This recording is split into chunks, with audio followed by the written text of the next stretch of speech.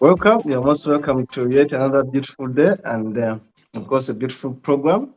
It is Humanist TV Africa. It is Humanist TV Africa. And my name is Kato Mukasa. Of course, I'm Ugandan and I'm proud to be here. In the studios is Dennis Bongole, who is doing the production. Whatever you see us doing here is the man behind it. He's going to be putting us a few things there. Subscribe to our YouTube channel and Facebook page at Humanist TV Africa. It is Humanist TV Africa. We request you to subscribe because numbers do matter in economics, numbers do matter in media. We are doing our best to reach out to many people, so we encourage you to subscribe and follow our work, but also to write to us at Humanist TV Africa at .proton. No, it is Humanist TV Africa at proton.me. The email is humanisttvafrica@proton.me. You may want to be part of our interviews.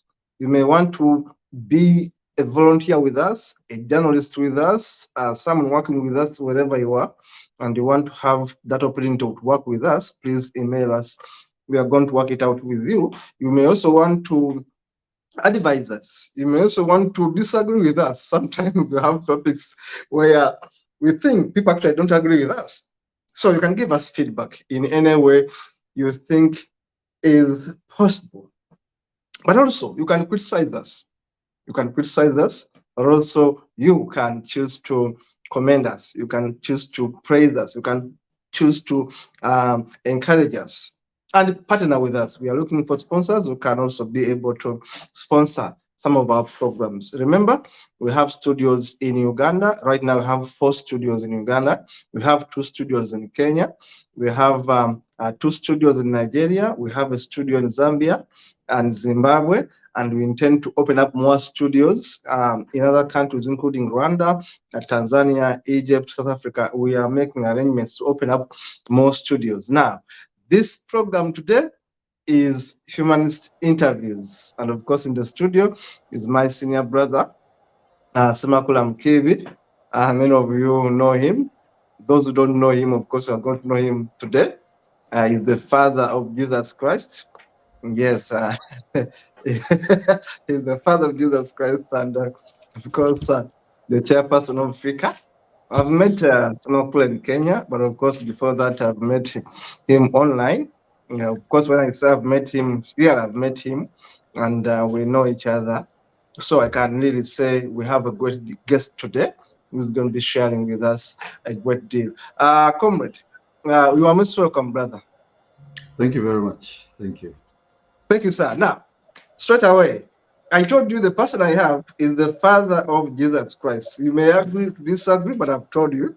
And if you think I'm lying, he's going to tell it to you so that you know that I'm not a liar, basically.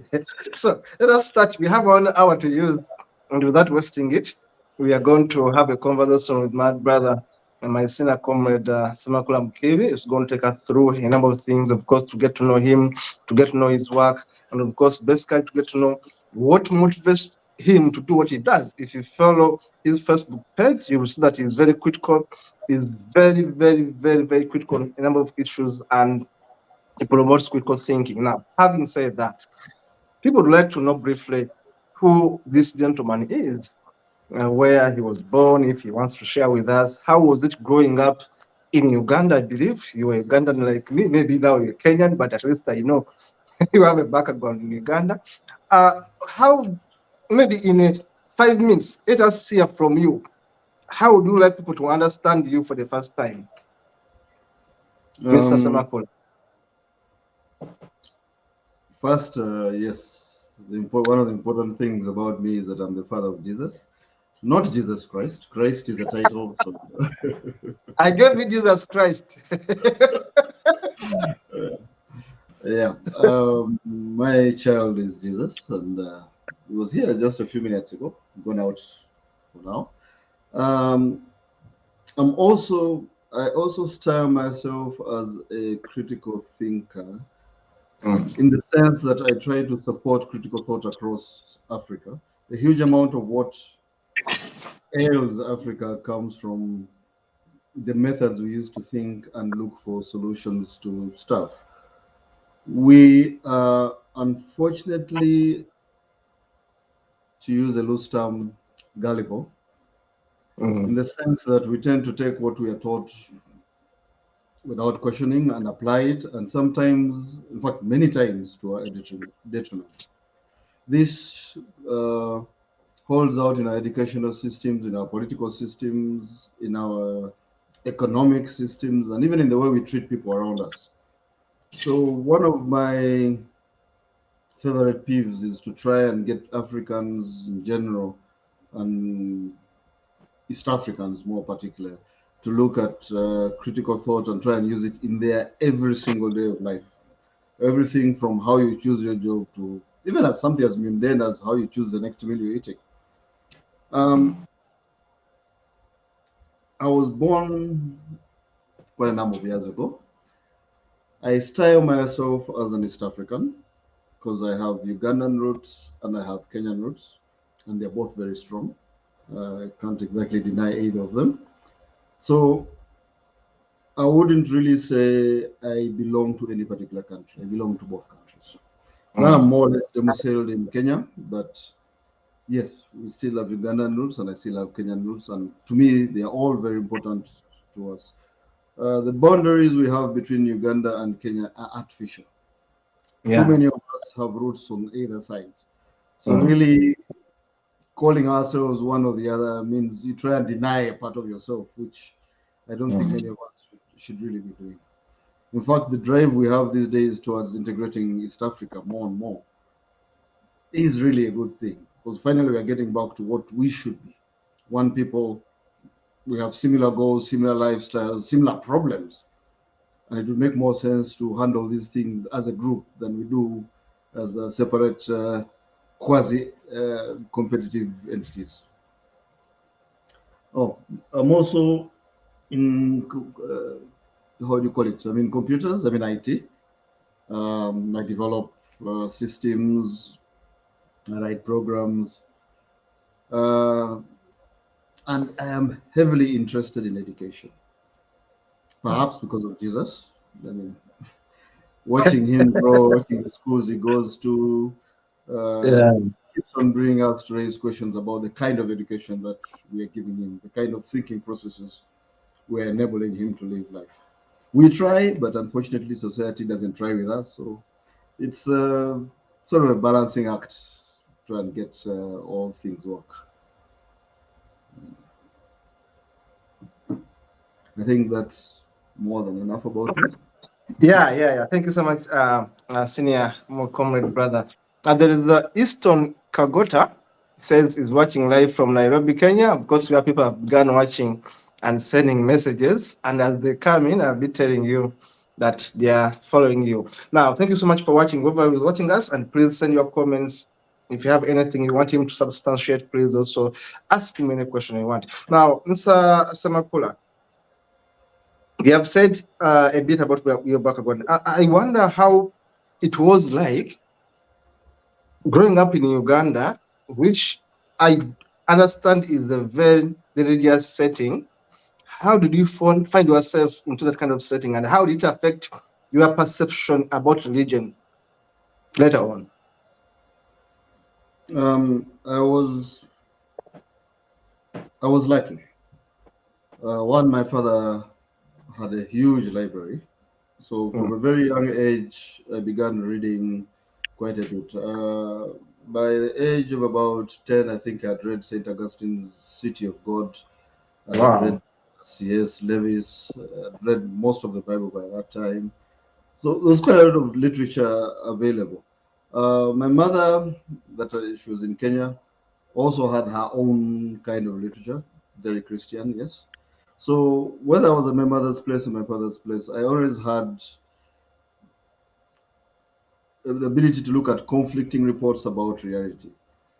One of the things that struck me when I was pretty young was the systems of what we call good and bad. And a lot of times I used to see a lot of contradiction in the way people say this is good and the way they actually act on what is good. So you would see they would say, for example, when you then think killing is bad, then the next thing you're seeing a mob landing on a thief and trying to kill him. And you'd wonder the same people who think killing is bad are the same people baying for blood of this thief. As a kid, it didn't sound to me as making any sense.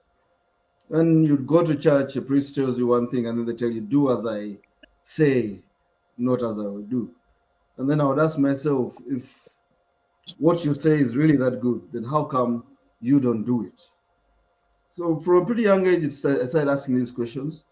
Um, because of this dichotomy between the different beliefs I was seeing around me, I ended up having to create my own morality, understand what makes why I would consider something good and something bad.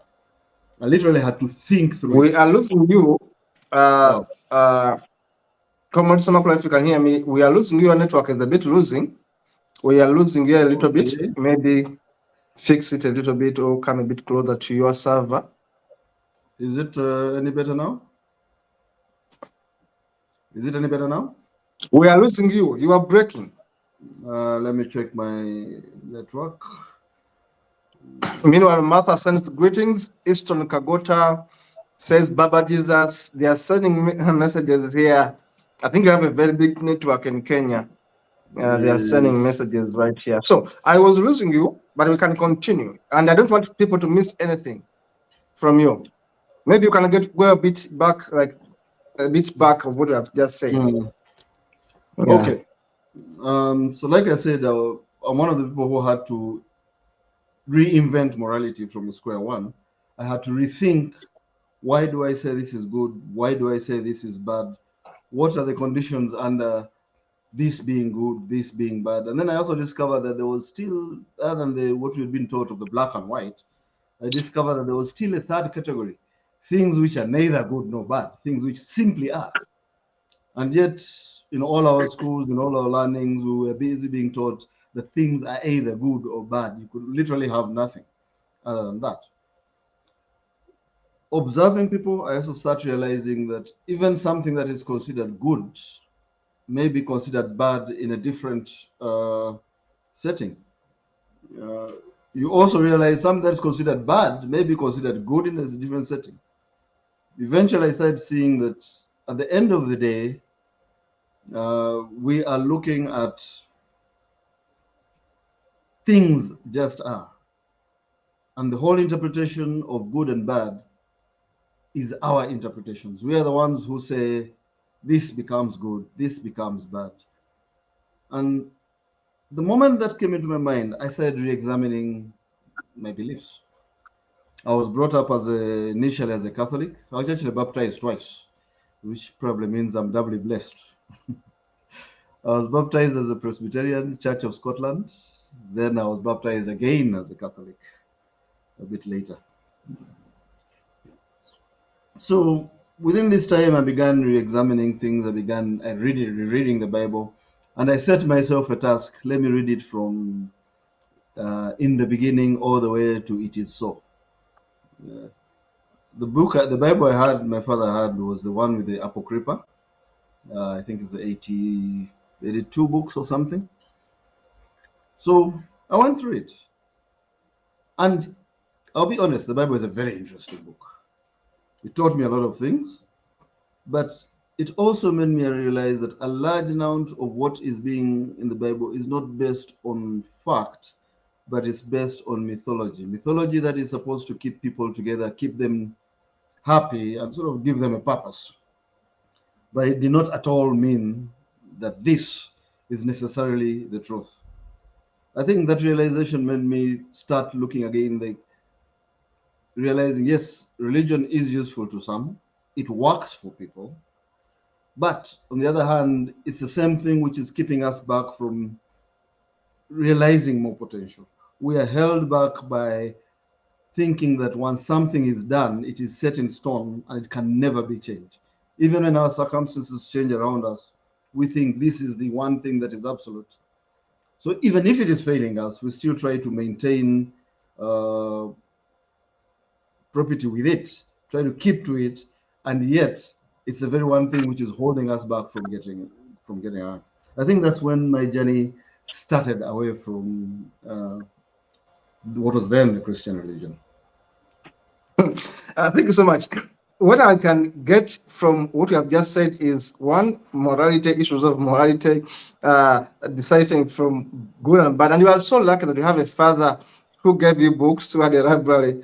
Just like my father, you are extremely lucky. By 10 years, you are reading. That's quite good. The other thing I'm getting from your conversation again is what we call cognitive dissonance. Cognitive dissonance. People not wanting to know the fact because it hurts about their beliefs and cultures. Now, having said that, you have all this good experience growing up, and you are lucky reading books and changing your mind. Actually, I've talked about being baptized in a Scotland kind of church, the Presbyterian church, you said, and again, experiencing another kind of version. Are there things during your time of experiencing discovery?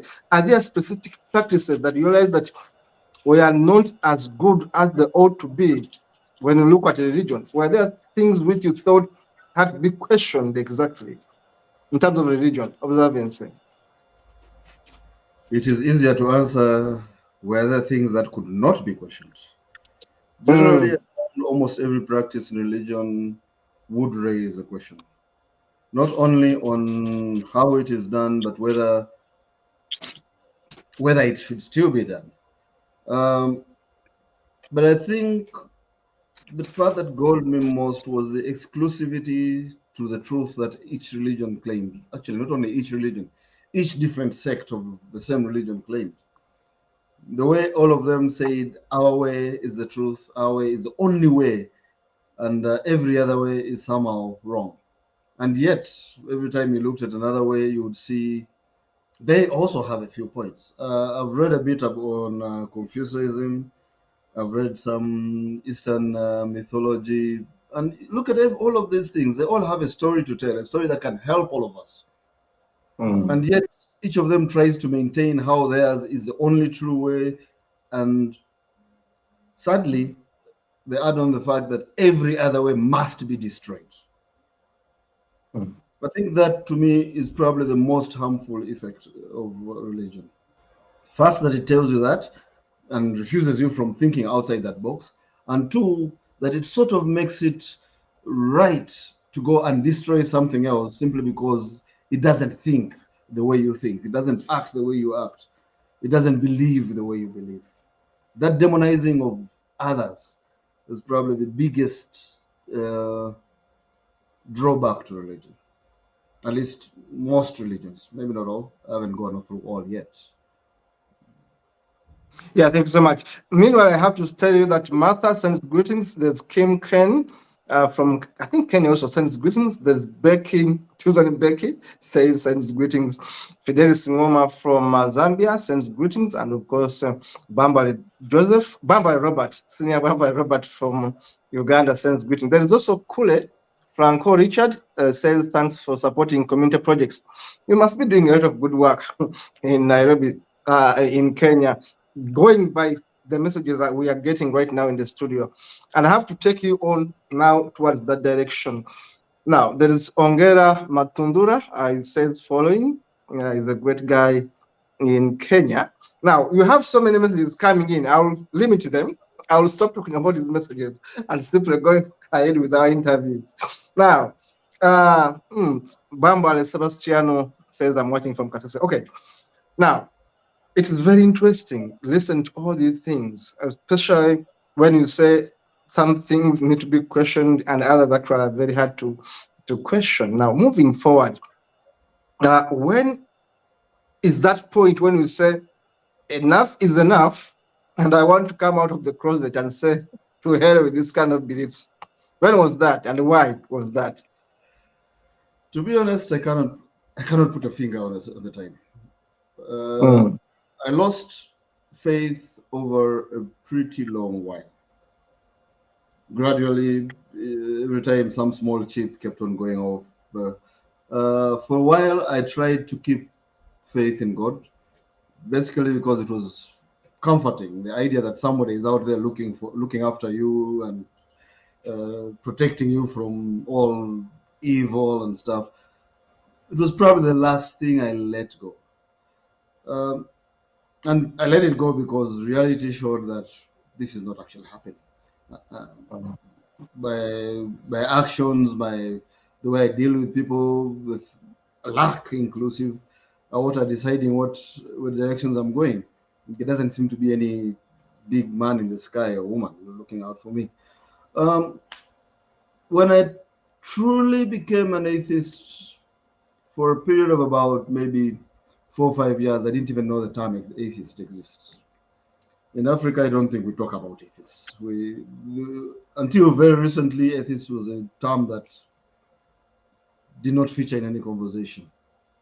At one time, I remember being we used to have a Google groups. They were before Facebook and stuff. Our social media tended to be Google groups and stuff. So I would question what has been said about religion in those groups. And I got surprised to find there are people sort of following up and asking me questions on this. And I was like, wait, there's more than one person who doesn't believe this stuff. So, yeah. All this time, up to the time when we started off Facebook and stuff, I kept on finding people who are questioning, but there was no such thing like, at least in Kenya and Uganda, that could identify these people. So you start realizing there's a group. When you start going around, then you start hearing about, suddenly we got the major four, what they're called now, the four horsemen, Dawkins, Bennett, and so forth. That's when we start discovering, oh, wait, we actually called atheists. But at that time, it was more or less a situation of, I don't believe this stuff. It doesn't make sense to me, and I don't see why all of us should be going ahead and believing this stuff. To date, I still don't see any semantic use in the word atheist. Because when I tell you I'm an atheist, I'm telling you what I don't believe in, which is honestly not a very useful thing. It's like I tell you I don't support Arsenal. And exactly. It's saying nothing. saying absolutely nothing about whatever. So today I still think I use the term because it's got out in public use, but I still think it's a semantically empty term. Yeah. I tend to lean towards humanism, and I tend to say I'm more of a humanist because at least that one says something about what I believe, what I think, my worldview and stuff. But atheism per se says absolutely nothing. And ideally, we shouldn't have such a term. Since it's available, well, we'll use it for the moment. I've loved that. I've noticed that a lot of people, there are people who have woken up today and said, yeah, I'm tired of this business. It doesn't work. But for a lot of people, it seems to have been a gradual chipping away of ideas, things, getting information from here and there. And part of this is the reason why we got and started up Freethinkers Initiative Kenya. It was to encourage the idea that you can think for yourself. You don't have to be thoughtful. So when we set off with it was actually Facebook. We met some like-minded people and started realizing, wait, There are people who think like we do. There are people who are trying to make sense out of this sense. And at that time, the world was ending for the upteenth time. I think it was 21st June that time or something like that. So we formed a group to talk about it, and tell these guys who are leaving this world, so to say. We were telling them how they should leave us their goods and stuff, so that when they go, since they don't need them in heaven, those of us who are staying on earth could use them at least. So, of course, as usual, the end of the world came and left. In fact, I missed it that day. I was actually busy at work. So it passed me by. Next thing we had, it was postponed to December. That passed again. And then now, because we formed up quite a large number of people, we were like, let's use this group that has been formed. Let's start talking about critical thought. Let's start talking about the way people look at things. To date, interest in FIKA is not about changing people's religion, making them think we are trying to make them atheists or something like that. It is not that. We're not interested in what somebody becomes. What we are looking for is changing how they become to it. So we are more interested in seeing the process you use to arrive at your conclusions than the conclusions itself. So our goal has always been about critical thought, thinking through your logic, right? When I say I believe in God, what's the logic I'm getting to come this? What's the evidence I am bringing to the table? How do I come to this thing that I have this belief in this God? What is it? If I can fill in those gaps, then to us, it is justified for you to say you believe in God. If you cannot fill in those gaps, then you have no reason to believe that God. And to qualify it, it matters not whether the God exists or not. I could say right now, I believe there's a Jon Snow in New York who goes feeding homeless children. It might be true. There may be a Jon Snow in New York and he may be feeding homeless children, but I have no evidence to show that he exists. And thus, I have no reason to go telling people, support Jon Snow in New York to feed homeless children. For all I know, he doesn't exist. So what we try to emphasize on is the process you use to get at that, the evidence you're using to support it, so that by the time you come and tell me this is what I think is the truth, you can support it in some manner or another, other than just saying we have known this for the last 2,000, 5,000 years, therefore this is the truth. We have known a lot of false things the last 2,000, 5,000 years. Your God might be one of the new false things we discovered. I think that's very beautiful. You have made a wonderful submission there. And normally Dennis picks quotations from what people say on an interview, but there's something I picked from your speech, your conversation just now. You talked about FIKA not being interested in the conclusions that people make, but in the process that makes them do these conclusions, arrive at these conclusions. I think that's a wonderful quotation for thinkers like me, for people who want to quote people, but of course also philosophically, it is the right thing to do, because we normally tend to look at the outcome without minding the process.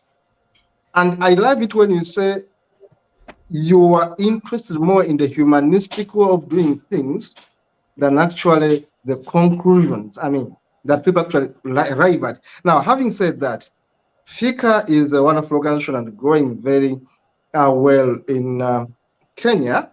And of course, when I was in Nairobi, I was able to talk with some of your members. What have been some of the challenges you have faced as FIKA so far operating in your own locality? To be honest, one of the first few challenges we met is that a lot of people in Kenya got the idea that we could be what they call devil worshippers. So in the initial setup of FIKA, we had a lot of pushback from people who thought we are trying to recruit people into a cult, the rumors of us being Illuminati, they still appear once in a while again. So when we held the first two debates, we held two debates initially. When we held the first two debates, the first one we were actually a bit frightened.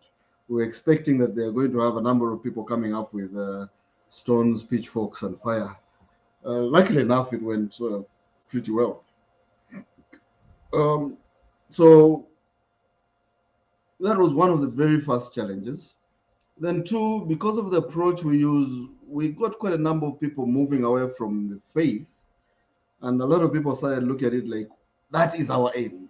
We are here set up to pull these people into our new cult, which really is not even relevant to our purpose. So those were our initial problems. Then, of course, there's the usual problems that affect every organization: funding, getting sponsors, getting permissions to do stuff. So yes, especially since the pandemic, a lot of activities were stopped, either because the members were not available, or there was no funding for them, or there was no staff for them. And then since then, it's been relatively hard to restart them again. It's not that we've given up on it. We still intend to restart many of them. But yes, it's been relatively hard. And we are an organization that really are truly non-profit, in the sense that we don't want to go out and ask for money just in case we have a project. We prefer to say, this is what we have, this is what it's going to cost, this is how we're going to do it, so can we start doing this? Right, so until we're at that stage where we are doing project X or project Y, we will tend to keep quiet, and most people will start thinking, those guys have died out. We're still active on Facebook and other places, but yeah, we're not that noise making, because we are more interested, as I said, we're more interested in changing people than in making noise about things that are happening. However, on the noise making, I do belong to other groups that help me bring out the other message about atheism, trying to normalize atheism and normalize the idea that some people do not believe in religion. One of them is what is called the Skeptics and Atheist Society of Kenya. It's a group which is trying to register on its own. It's more or less an offshoot of AIK, Atheists in Kenya Society. We had a few problems with the way Atheists in Kenya is managed, so we decided, instead of breaking up somebody else's group, form your own, similar ideals, similar stuff, maybe a different way of working out. But yes, when I want to make noise about things like atheism and try and push for what could be called the atheist agenda, that is the direction I take. And then also on my pages on Facebook, LinkedIn, Twitter as well. That's when now we do all the other things. Yes, we are losing a bit network. Oh, I think I'd stopped, more or less. Can you hear me now? Hello, can you hear me now? I can hear you now. I can hear you now. We just lost you about 1 minute ago. It was all okay throughout, but a bit 1 minute ago we lost you a little. Okay. Yeah. So anyway, that's the direction we go. We are active. We make noise. I mean, any person is more than one facet. A lot of people think that when they hear atheist, that's all I am. But then I am an IT guy, interested in education. I do 3D printing. I'm more than just atheist. Of course. So yeah, we do. I should come in there. And now, me, who has followed you for some years, of course, I know the good things you do, and of course, I know how good you are in different areas. The bad thing is that when some of us come up and say, I'm an atheist, people judge us by the negative thing they see about us, because we are not believing in stuff they do believe in. They will forget that Semakula is an IT specialist. He can actually fix stuff. He's an educationist. They will forget about that and consider, so the guy is an atheist. I think it comes with the negative baggage, which none of us actually would like. Now, talking about FIKA, the organization has commendable people. It has the lawyers, it has professionals. And I do think that apart from the challenges you raise, you need support. Now, I don't know exactly what support you are looking for, but I want to say that we can use this platform to make a bit of appeal, if I can use that. How can we help FIKA as we speak now? How can we partner with FIKA, us as a TV, but also other people watching you, their donors, their organizations? How exactly can we partner with FIKA?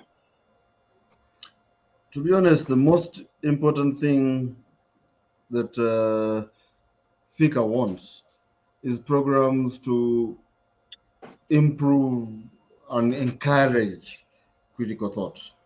The one project that FIKA was doing was trying to hold talks in various schools across Kenya, which have been started. The idea was to introduce the concept of FIKA thought and of free thought and critical thinking to schools, to talk with people in universities, schools, all the way down to primary schools. So that has been our main drive. And then also, one thing that we need is a way to create a syllabus that can be taught to students all the way from kindergarten all the way to university, which incorporates critical thought, ethics, religious study, as opposed to religious indoctrination. We think this would be a lot more advantageous in East Africa than the current system of religious education, which appears to be more indoctrination than thing. So much as we have wide area of people, one of the problems we have is definitely on curriculum development. Uh, all of us are experts in almost everything else except that, and yet we have very strong ideas on what we want in that direction. But in order for these ideas to come out, that means you need somebody who can handle education at the preschool level, at the primary level, at the secondary school level, and at the tertiary level. So we can find a way that we can incorporate rational thought into the same syllabus. That is more of our passion. Yeah, thank you. Now, I should say this again. It's not your cause, it's the internet, it's the network. Even me, you can see I have my router with me right where I am. People may think that actually I have network, but I'm struggling with it. Now, I should say that 60% of what you just said, I didn't get it. Wow. It was Yeah. breaking. Now, maybe Um, summarize it. We'll mm, repeat it. okay, let me put a small summary on it. What I was saying, Mm, our focus on FIKA at this particular moment is on creating syllabi that can be taught from pre-primary level all the way to mm, university level. That includes modules like ethics, critical thought, religious study as opposed to religious education, so that mm, children from the stage when children start going to school all the way up to when they go university, the habit of critical thought is in them. Not only will it mm. help in their studies at that level, it will help also in the study when they leave school and go out in the outside world. So we are looking at those programs as our go-to thing. What we started off by going to schools to hold talks on critical thought and stuff, but that is not enough, because a talk will be held this weekend and that's it. We've forgotten about it.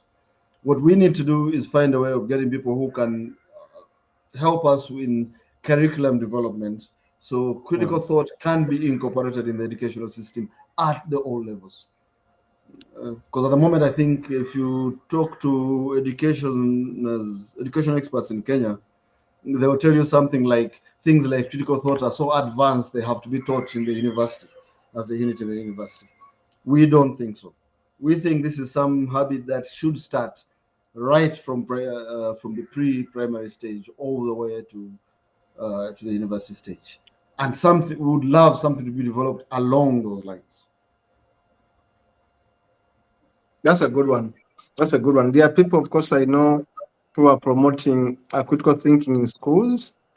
One is in Nigeria, of course, a member of Humanist International, doing some work in schools. Of course, I've been trying this in Uganda, in the humanist schools. You could link me up with people like Bamba, who is watching right now, and other people who are working in schools. But of course, these are humanist schools, and they have got their own developed training materials, which I think if you coordinate with them, people like Bamba Robert, they are having these training materials approved. I mean, not approved, but are designed after thorough kind of check, thought that they could be able to help. Of course, when I was in New Zealand, I was able to interact with an NGO, which directly works with schools. In fact, I may look for my contacts and I get them in touch with you, hoping that all these kind of synergies may be able to help, because what we are doing is what we want our children to learn.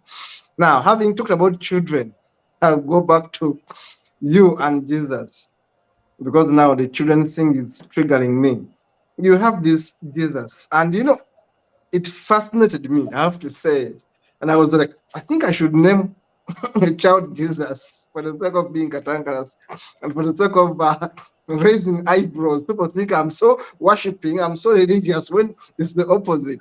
Anyway, why did you decide to name your child Jesus? Uh, it's a pun on what Jesus did, is claimed to have done to the world.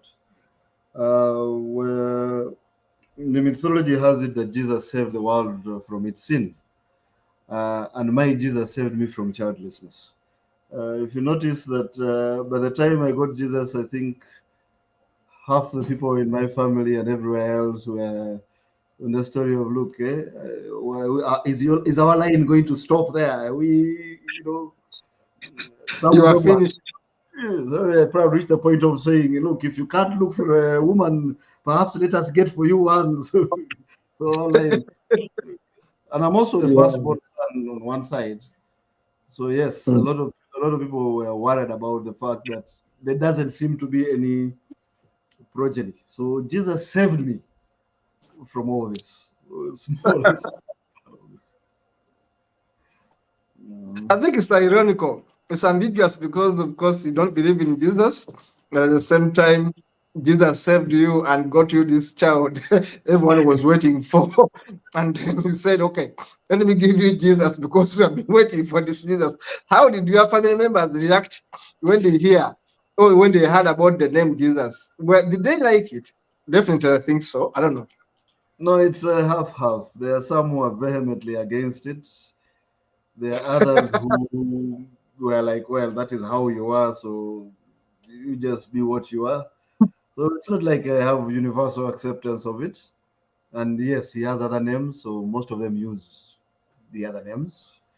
Jesus has tended to be a name I use with him and a few people here and there, but yeah, he's got his other names which are used more commonly, and people are more Yeah. comfortable with those ones. But the family, I have a very supportive family, interestingly enough.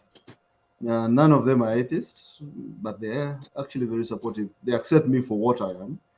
Uh, we have our problems like every other family, mostly on my side, actually, probably, to be honest. But they are supportive. I mean, they let me, like, that's what you are, you be you. Of course, they probably pray for me, but then they won't wake up. Like in Kenya, we see, and actually even in Uganda, we hear a lot of tales of the way families turn against children who have chosen not to follow the religion. You find them thrown out of the houses. Some of them, they're ignored, ostracized, literally pretend like they don't exist. So I'm probably lucky that I have a family that did not go down that direction. Though I do have friends who went down that direction, so maybe it's not entirely done. Now, the challenge I should tell you, which of course you know already, is the internet. You are trying to fight it. I know it's not you are making, as I told you, I'm also holding my router. People may think that where I am there's network, but of course it's disturbing me right today. Now, it was a very good discussion we raised about the child and the name and the relatives. I picked just a few. I'm going to request you to repeat just in summary what you just said. Yeah. Okay, for one, I mentioned that Jesus saved me from childlessness, more or less. I got that, yeah. Yeah, but then what I was pointing out is that my family has been very supportive, in spite of the fact that they are religious. I think we have Muslims and Christians in our family, so yes, we're a multi-religion family. But they have still been very supportive. They have not thrown me out my back. They have not abandoned talking to me. A lot of stories we hear in Kenya and Uganda where the moment you declare something like I'm an atheist, your parents throw you out, you're cut off from everything, they even refuse to talk to you. I'm lucky that my family is supportive even of what I am. Even when they think maybe that's not the direction they would like to see me go, they still respect what I am. You are lucky. But to say something about that, I'm lucky my family accepted me, just like yours did. But I always wonder, what's wrong with us people in Africa, with the religion, that we abandon our own people?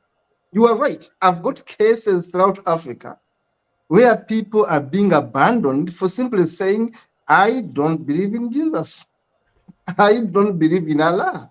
But I always wonder, doesn't it intrigue you that people in Africa are still so much attached to these religions? And why?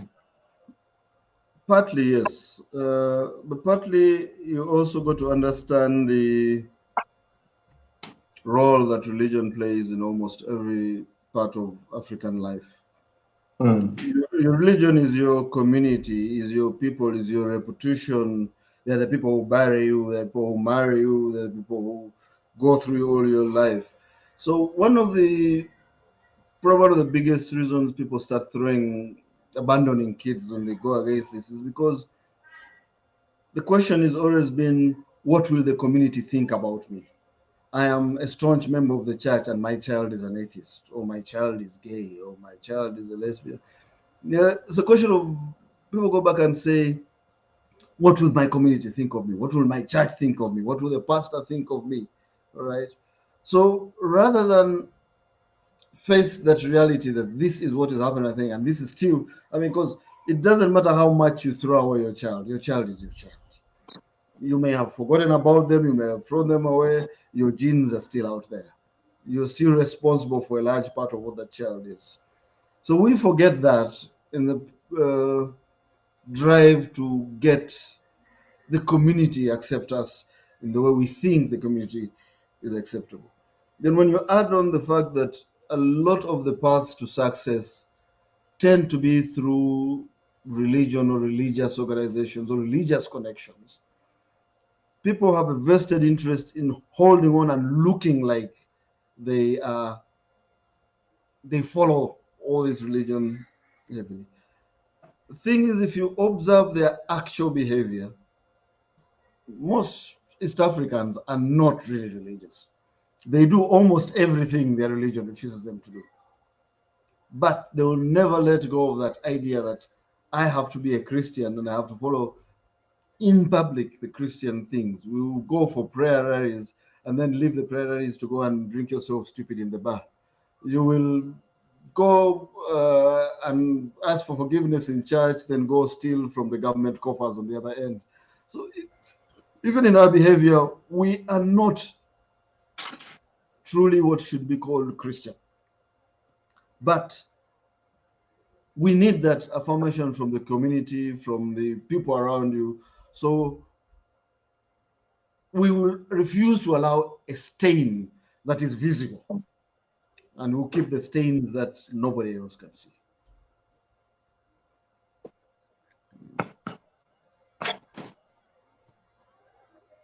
Yeah, that's an interesting one.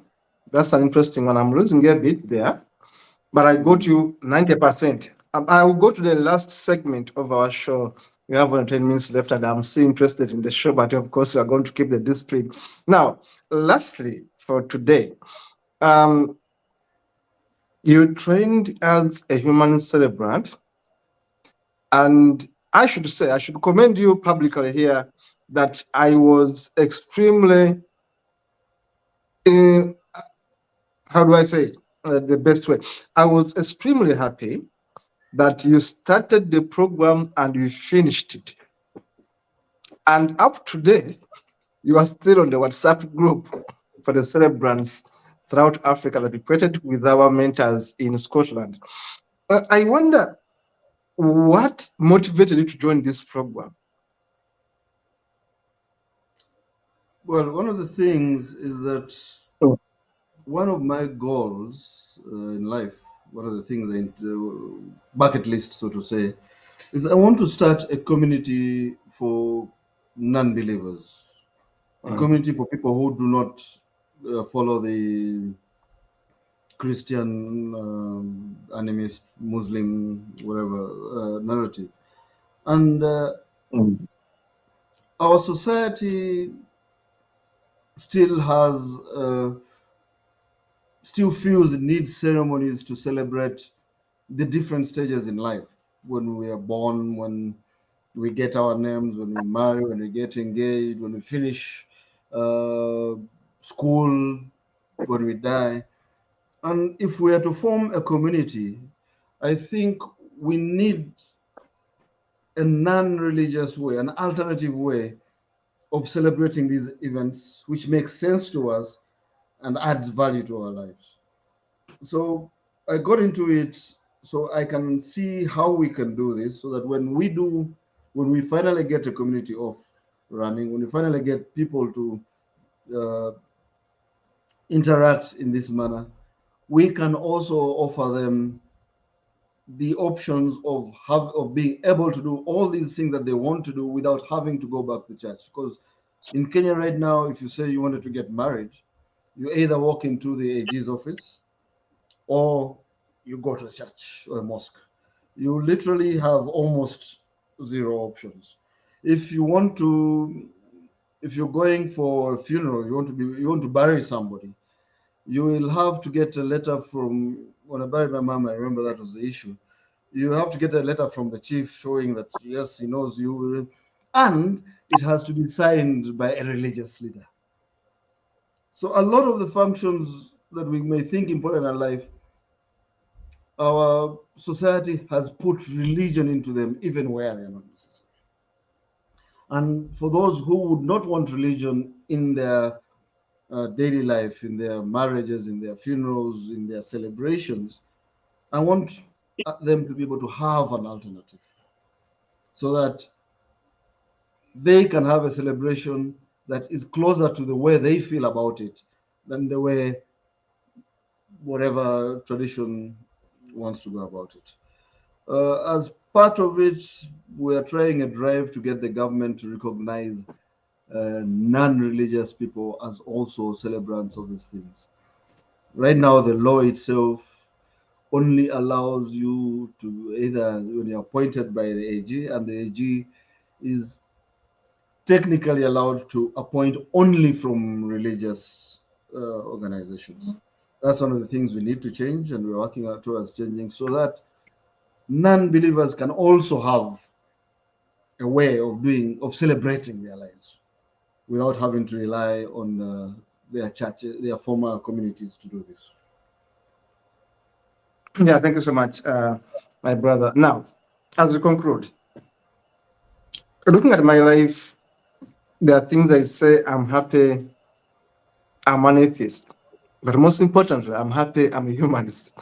And there are the things that you reflect on and say, hey, it's good I made this decision to actually say, to hell with the religions, to be a humanist. What are those cutaways? What are those things you want to share with the public which makes you happy that, yes, I made the right decision to be where I am to be, I want to be?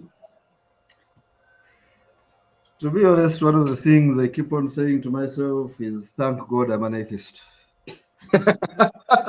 Thank God I'm an atheist, yeah. Um, Mm.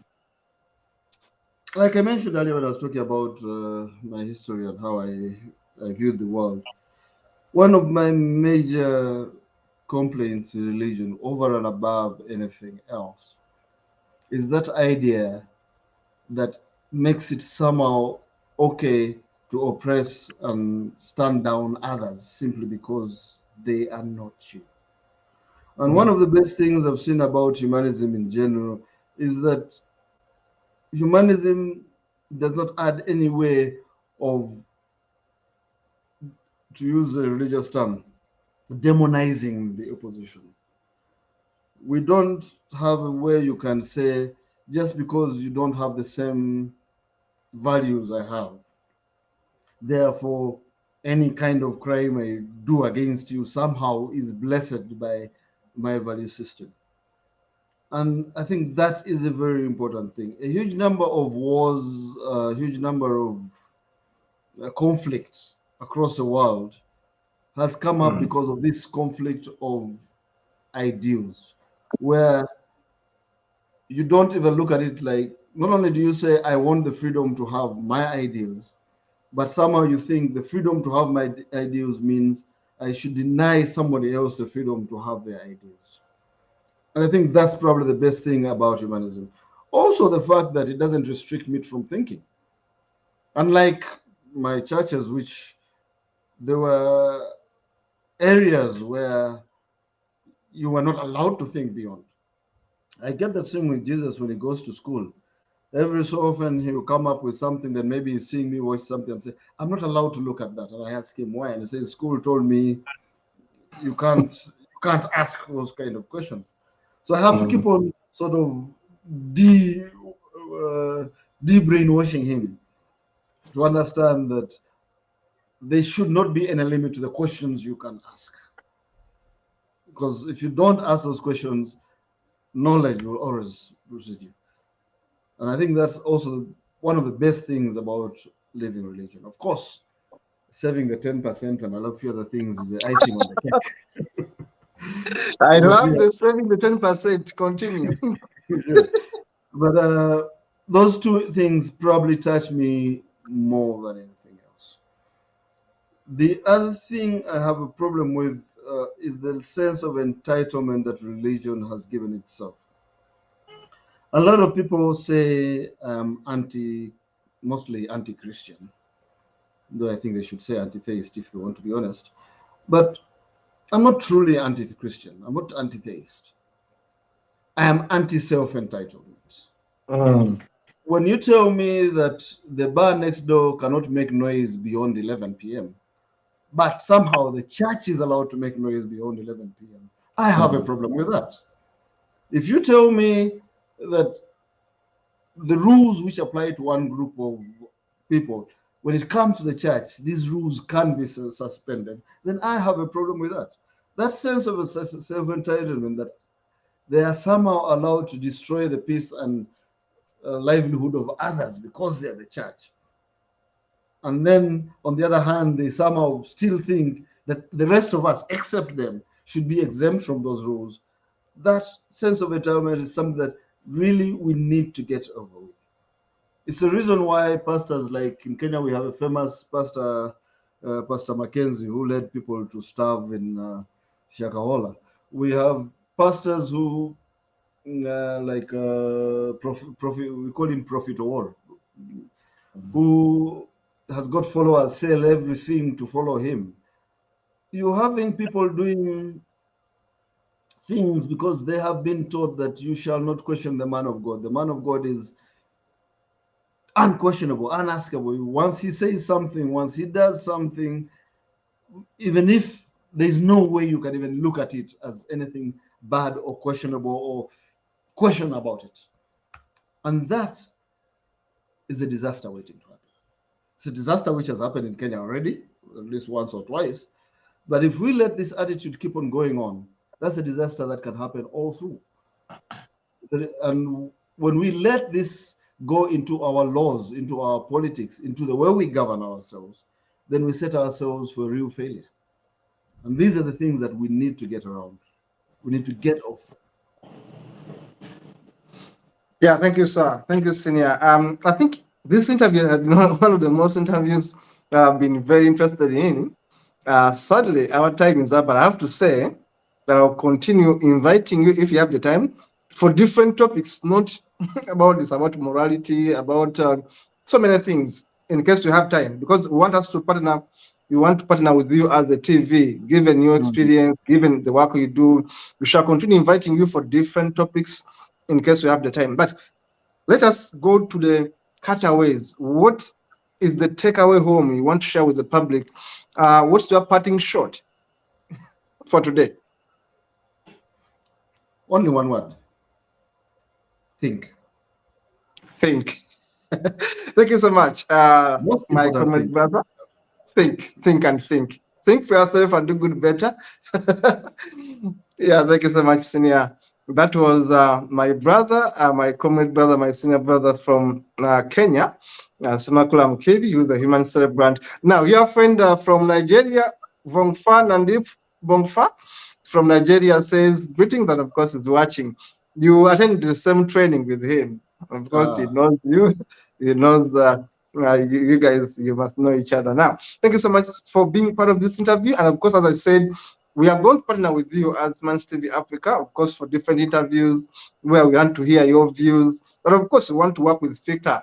Whenever there's a chance, we want to continue working with the organization and, of course, showcase what you do and find ways of taking the dreams of FIKA forward. Thank you so much for making the time. And of course, Dennis Bongo in the studio. Thank you so much. See you in the next one. Thank you. Thank you.